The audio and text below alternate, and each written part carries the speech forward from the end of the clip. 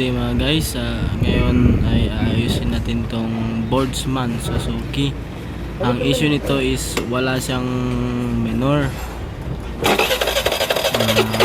Bale panurin nyo na lang yung video ko guys para malaman nyo rin kung paano gagawin para magbalik yung minor nya.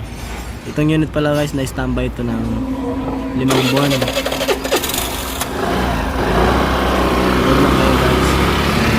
Basic lang pala kasi guys. Bale ito pala yung ginawa ko guys. Pinukpok ko lang yung throttle body sa may bandang stepper sensor para bumalik lang yung spring nya. Spring tight kasi yan sa loob. So wala nyo guys.